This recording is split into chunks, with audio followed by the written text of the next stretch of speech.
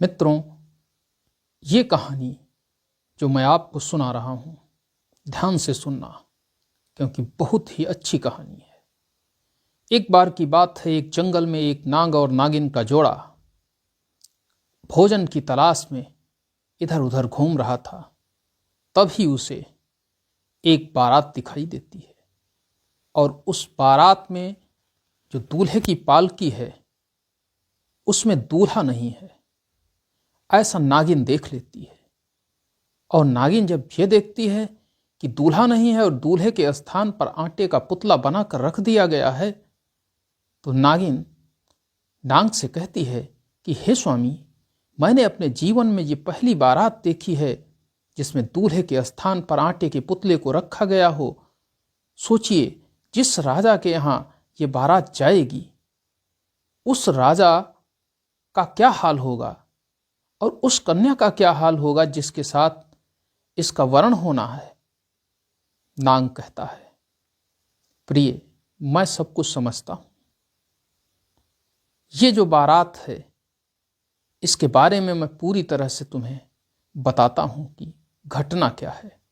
तब नागिन से कहता है, प्रिय, ये बारात हमारे जिस क्षेत्र में हम निवास करते हैं वहाँ के राजा प्रताप रुद्रदेव के पुत्र की है, और उसकी जगह पर यह पुतला क्यों रखा है उसके बारे में भी मैं तुम्हें बताऊंगा। तो सुनिए।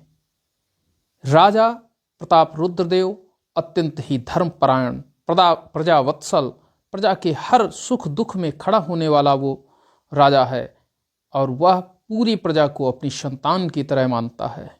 लेकिन प्रजा जो कि इतना सब करने के बाद भी अपने कार्यों से बाज नहीं आती है। राजा निःसंतान है, उसके कोई संतान नहीं है, और इसी वजह से जब राजा अपने राजमहल से बाहर प्रजा के हित के लिए कार्य करने के लिए भी बाहर जाता था तो प्रजा के लोग उसको देखकर अपना मुंह फेर लेते थे। साथ ही साथ उसे निर्वंशी भी कहते थे।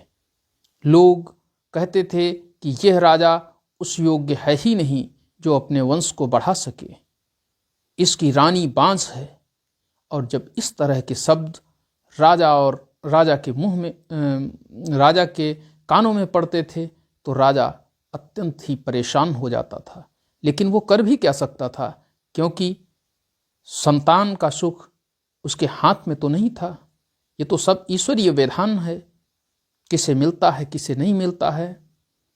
राजा चुपचाप उन सब की बातें सुन लेता था और सुनकर राजमहल में चला आता था।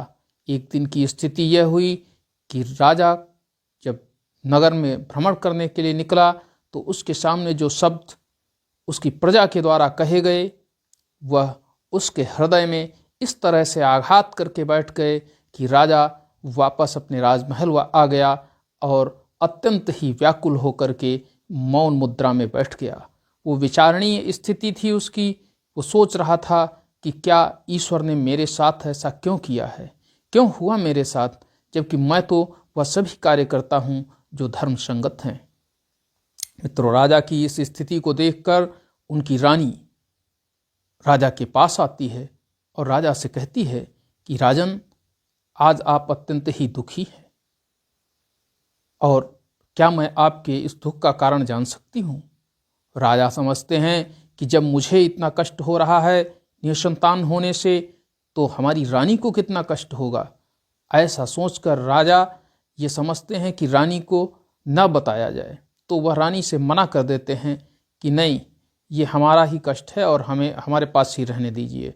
रानी कहती है, स्वामी, मैं आपकी अर्धांगिनी हूँ और आप यदि कोई कष्ट होता है, आपकी कोई चिंता होती है, तो वह कष्ट भी मेरा है और वह चिंता भी मेरी है, इसलिए आप मुझे अवश्य बताएं। राजा जब ये जान लेता है कि रानी अब मानने वाली नहीं है, तब वह रानी से कहता है कि तो फिर सुनिए, हम दोनों ही निसंतान हैं, और जब मैं नगर भ्रमण के लिए बाहर जाता हूँ तो जनता के लोग मुझसे कहते हैं कि मैं निर्वंशी हूँ, और तुम्हारी रानी अर्थात तुम्हें वह कहते हैं कि वो तो बांझ है। और इन शब्दों को मैं सुन नहीं पाता हूँ। मेरे अंदर इतनी सामर्थ्य अब नहीं बची है कि मैं लोगों के इस तरह के ताने रोज रोज सुन सकूं।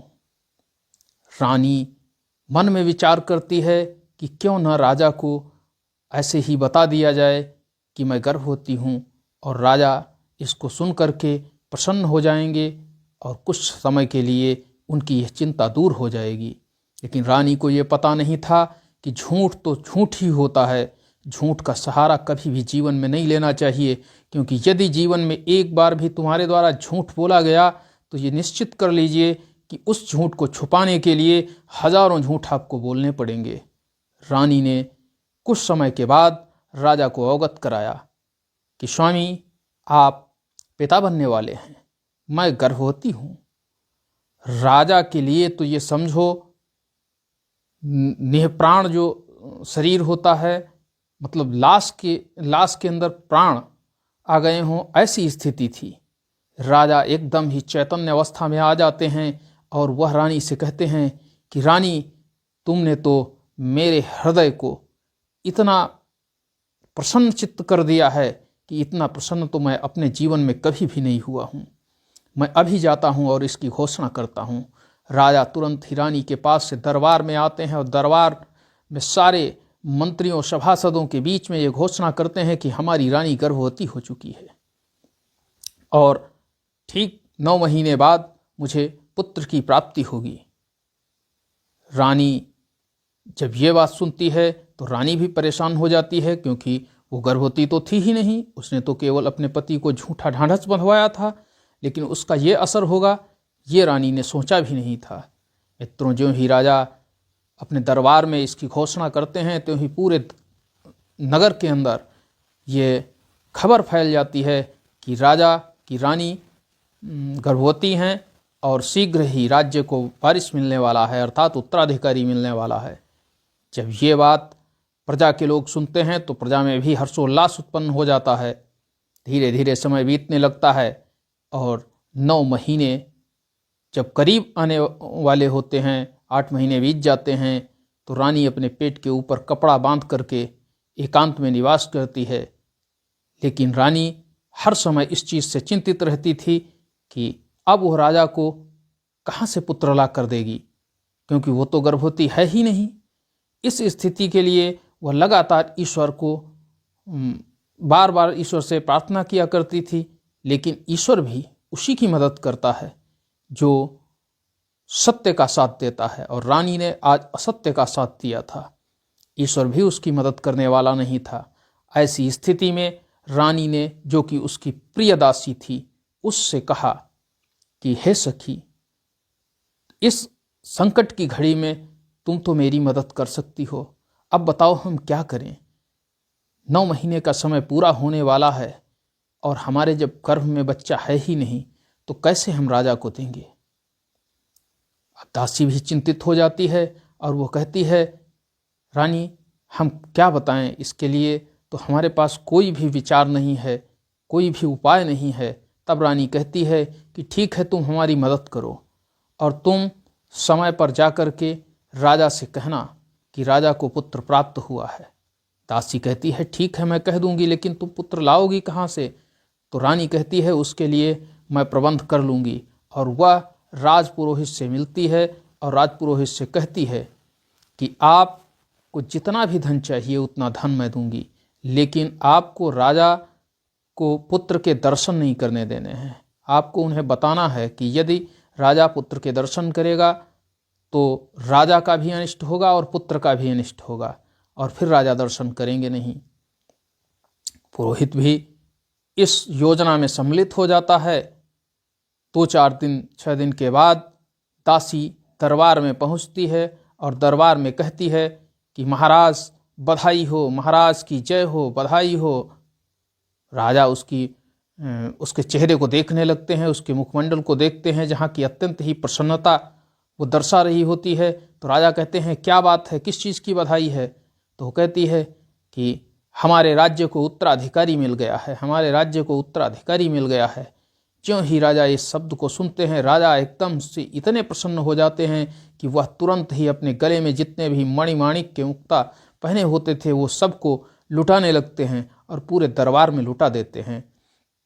मित्रों, दरबार के लोगों के अंदर भी अत्यंत प्रसन्नता थी क्योंकि उनको राजकुमार मिल चुका था। अब राजा दरबार से कुछ समय के बाद फुर्सत होकर के रानी के महल की ओर प्रस्थान करते हैं और वह सोचते हैं कि रानी के पास जा कर के मैं पहले अपने पुत्र के मुखमंडल को देखूं।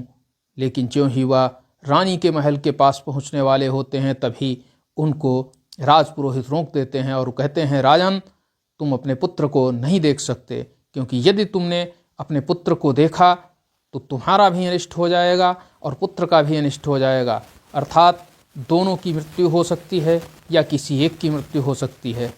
तब राजा कहते हैं कि हे राजपुरोहित, अब हम क्या करें, हमें पुत्र कब देखने को मिलेगा। तब राजपुरोहित कहता है कि जब तक कि पुत्र की शादी नहीं हो जाती है, राजकुमार की जब शादी हो जाएगी तभी आपको दूसरे राजा के यहाँ देखने को मिलेगा, उससे पहले आप उसको नहीं देखेंगे। राजा सोचते हैं कि चलो, अभी तक तो मैं निर्वंशी बोला जाता था, अब कम से कम पुत्र तो मेरे हो गया है, कोई मुझे निर्वंशी तो नहीं कहेगा, मेरी रानी को कोई बाँच तो नहीं कहेगा। क्या होता है, जब विवाह के लिए ले जाऊंगा तभी देख लूँगा। और राजा वहाँ से वापस चले आते हैं और आकर के फिर पूरे नगर में वह सबको दान दक्षिणा देते हैं।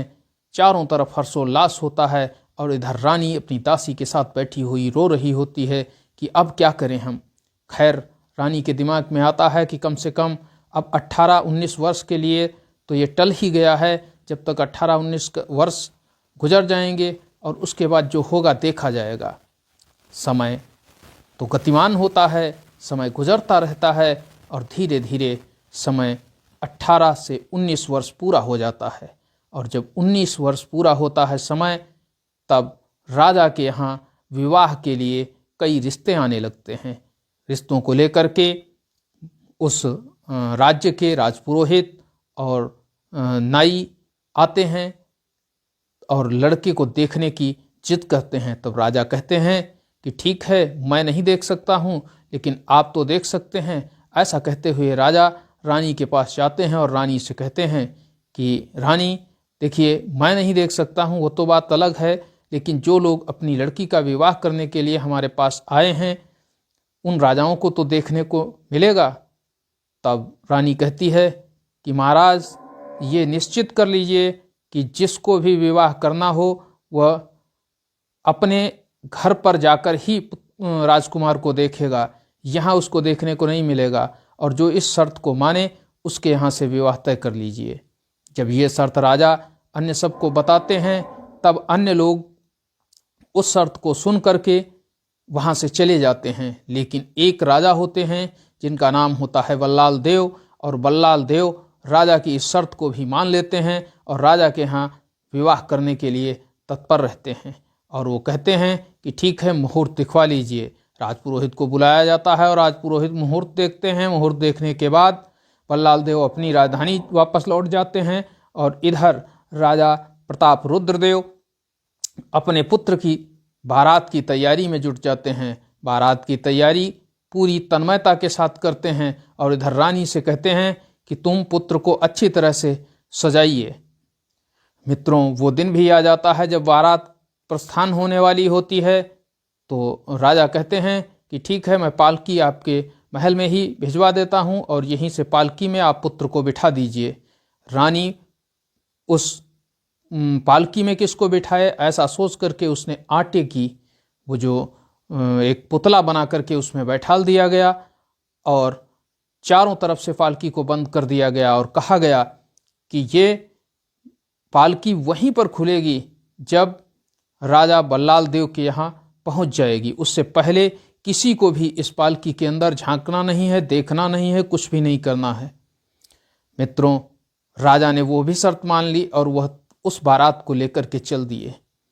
इधर रानी अब रो रही है, परेशान हो रही है, ईश्वर से प्रार्थना कर रही है कि हे ईश्वर, अब हमारी लाज रख लो। अब क्या होगा जब राजा साहब वहाँ देखेंगे और उनको उनका पुत्र नहीं मिलेगा तो वो क्या सोचेंगे, क्या स्थिति होगी, कहीं ऐसा न हो कि वह अपनी आत्महत्या कर लें। मित्रों, ऐसा रानी सोच रही है। दूसरी तरफ राजा बारात को लेकर के चलते हुए जा रहे हैं।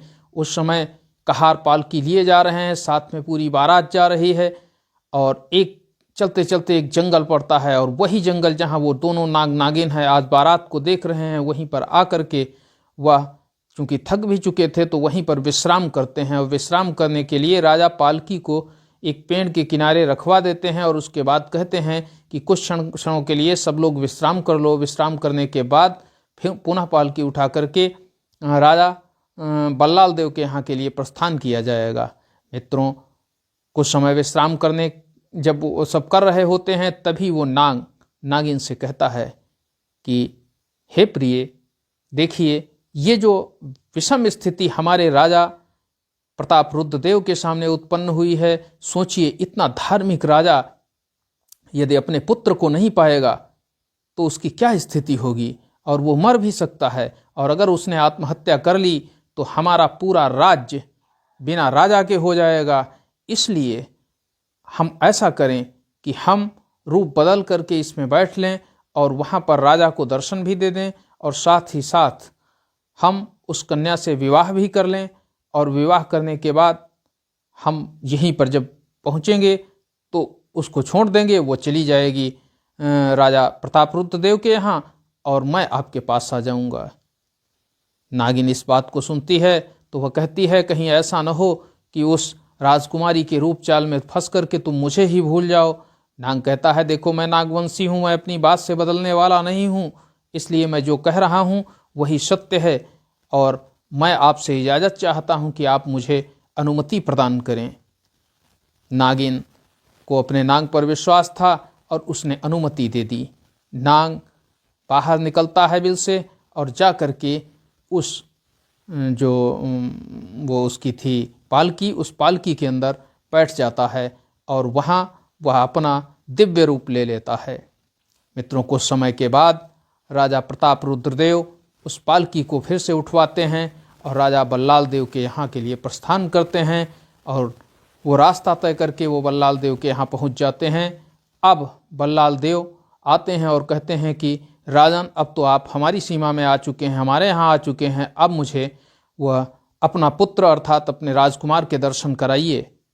तब राजा प्रताप रुद्रदेव अपने पुत्र के दर्शन कराने के लिए उस पालकी को खुलवाते हैं, और जब पालकी को खुलवाते हैं तो उसमें से वह दिव्य रूप वाला तेजस्वी राजकुमार निकलता है, जिस राजकुमार को देख करके सारे लोग अपलक उसे देखते रहते हैं।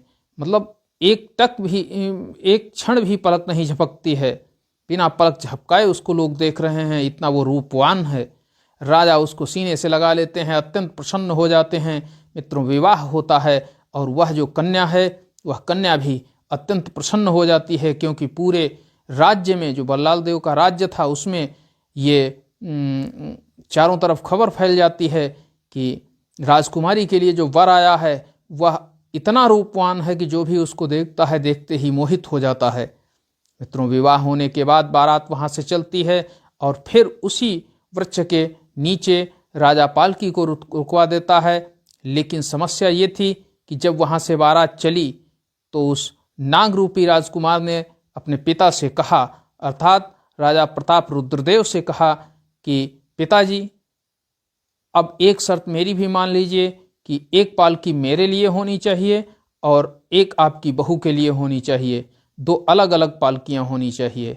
राजा ने पहली बार अपने पुत्र को देखा था, वो भी इतना सुंदर पुत्र देख करके राजा अत्यंत ही प्रसन्न थे। उन्होंने कहा, ठीक है बेटे, मैं तुम्हारी बात को पूरी तरह से मानूंगा, और तुरंत ही दूसरी पालकी की व्यवस्था कराई जाएगी। और दूसरी दो पालकियां बन गईं, एक में दुल्हन थी और दूसरे में दूल्हा।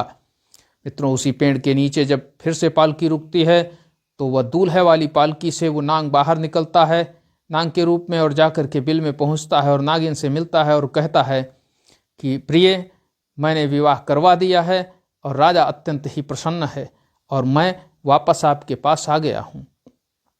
तब नागिन कहती है कि मुझे आप पर पूरा भरोसा था, मैं जानती थी कि आप जरूर वापस आ जाएंगे, आप बात के अत्यंत धनी हैं।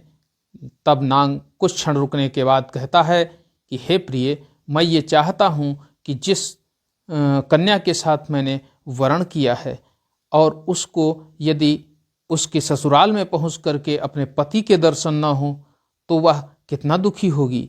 कहीं ऐसा न हो वो आत्महत्या कर ले और राजा प्रताप रुद्रदेव की भी स्थिति ऐसी ही हो जाएगी। तो नागिन कहती है कि नहीं, ऐसा नहीं है, अब आप नहीं जाएंगे, अब एक बार आप जाकर के उनकी इज्जत बचा चुके हैं, अब अगली बार आप नहीं जाएंगे। लेकिन नाग बार बार उनको समझाता है और कहता है मैं नागवंशी हूँ, आपको क्या मुझ पर संदेह है, क्या आपको मेरी बातों पर विश्वास नहीं है। अपने पति से अनन्य प्रेम करने के कारण नागिन नाग से कहती है आपको आज्ञा है, लेकिन ज़्यादा समय मत रुकना, 3 दिन का ही समय मैं आपको दे रही हूँ। ऐसा कहते हुए वो नाग को एक बार फिर से विदा कर देती है और नाग जाकर के उसी राजकुमार की पालकी में राजकुमार बनकर बैठ जाता है। मित्रों, नाग जब पालकी में बैठ जाता है, राजा तभी पालकी को राजमहल की ओर ले चलने के लिए इशारा करते हैं और तुरंत ही कहार उसमें जुत करके उसको अपने नगर की ओर लेकर चल देते हैं। जब घर पर पहुंचते हैं, अब इधर रानी की स्थिति ये थी कि उधर पालकी जा रही थी राजा बल्लाल देव के यहाँ, और इधर रानी मंदिर के अंदर ईश्वर से लगातार प्रार्थना कर रही थी, रोई जा रही थी, आंसू बहाए जा रही थी, क्योंकि उनको तो पता था कि पालकी से पुत्र निकलेगा ही नहीं और तब राजा की क्या स्थिति होगी। और वो ईश्वर से कहती थी कि हे ईश्वर हमारी रक्षा करें, हे ईश्वर हमारी रक्षा करें। आज रानी पूर्ण निष्ठा के साथ ईश्वर को का ध्यान कर रही थी। तो जब घर पर पालकी राजकुमार और उन जो बधू थी उसकी पहुंचती है, आकर के पालकी खोली जाती है तो उसमें से जो राजकुमार निकलता है वो दिव्य रूप लिए हुए होता है, और साथ ही वह जो बधू आती है वह भी अत्यंत ही रूपसी होती है। रानी की तो खुशी का ठिकाना नहीं था। रानी आज सब कुछ भूल करके ईश्वर को धन्यवाद दे रही थी, क्योंकि वो जानती थी कि ये ईश्वर का ही किया धरा है, क्योंकि ईश्वर के द्वारा ही जो मुझे आशीर्वाद प्रदान किया गया है उसके द्वारा ही पुत्र मुझे मिला है, और वह भी इतना रूपवान पुत्र। मित्रों, समय गुजरने लगता है, नाग 1 दिन रुकता है, 2 दिन रुकता है, और धीरे धीरे उस राजकुमारी के प्रेम जाल में फंसने लगता है। समय आगे बढ़ने लगता है। उधर नाग समय को भूल चुका था और इधर नागिन के लिए एक एक पल हजारों वर्षों के समान गुजर रहा था। धीरे धीरे समय बीतता जा रहा था। 1 महीने का समय बीत गया। जब 1 माह का समय बीत गया और फिर भी नाग वापस नहीं आया तो नागिन अत्यंत ही क्रोधित होने लगी। और क्रोधित भी न हो तो करे क्या? तो उसने सोचा कि अगर मेरे साथ इस तरह का दुर्व्यवहार हुआ है, मेरे साथ इस तरह का कपट किया गया है, तो मैं राजा प्रताप रुद्रदेव की बहू को जीवित नहीं छोड़ूंगी, और साथ ही साथ मैं अपने पति के भी प्राण ले लूंगी। ऐसा सोचते हुए वह उस जंगल से राजा के राजमहल की ओर प्रस्थान करती है। लेकिन दूसरी तरफ नाग भी ये समझ चुका था कि नागिन हमको खोजते हुए जरूर आएगी, और वो जाना नहीं चाहता था। इसलिए उसने जाकर के अपने पिता राजा प्रताप रुद्रदेव से कहा कि पिताश्री, ऐसा करिए, आप महल के चारों तरफ एक गहरी खाई खुदवा दीजिए और उसमें पानी भरवा दीजिए। राजा ने कहा, बेटे इसकी क्या आवश्यकता है, ये क्यों कह रहे हो? तो कहता है, ये सुरक्षा की दृष्टि से है। राजा ने सोचा कि हो सकता है राजकुमार बड़ा हो चुका है और वो भी कुछ अपना दिमाग लगा रहा हो, इसलिए राजा ने कहा ठीक है। और राजा ने अपने महल के चारों तरफ गहरी खाई खुदवा करके उसमें पानी भरवा दिया। मित्रों, इधर राजकुमार तो निश्चिंत हो गया, क्योंकि वो जानता था कि इस पानी से होकर के नागिन आ नहीं पाएगी।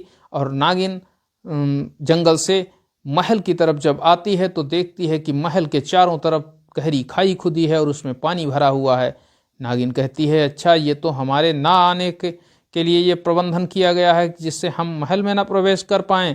लेकिन नागिन भी जिद्दी थी और वो ढूंढने लगी। ढूंढते ढूंढते ढूंढते ढूंढते उसे एक स्थान ऐसा मिल गया जिस स्थान से वो नगर में प्रवेश कर जाती है। और वह नगर में प्रवेश कर गई और प्रवेश करके वो महल के अंदर पहुंच गई। जब वो महल के अंदर पहुंची तो उसने देखा कि उसका पति अर्थात वो नाग और उसकी जो राजा प्रताप रुद्रदेव की बहू थी, वो दोनों एक साथ ही एक कमरे में एक ही बेड पर लेटे हुए हैं। उनको देख करके वह अत्यंत ही क्रोधित हो जाती है और विचार करती है कि मैं अपने पति और इस जो राजकुमारी है दोनों की हत्या कर दूंगी, आज मैं दोनों को जिंदा नहीं छोड़ूंगी।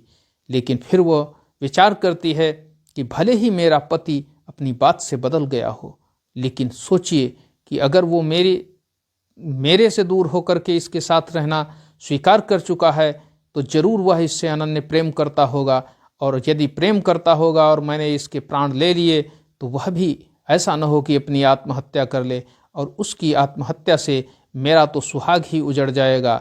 ऐसा सोचते हुए उसने कहा कि अब हम क्या करें और क्या न करें।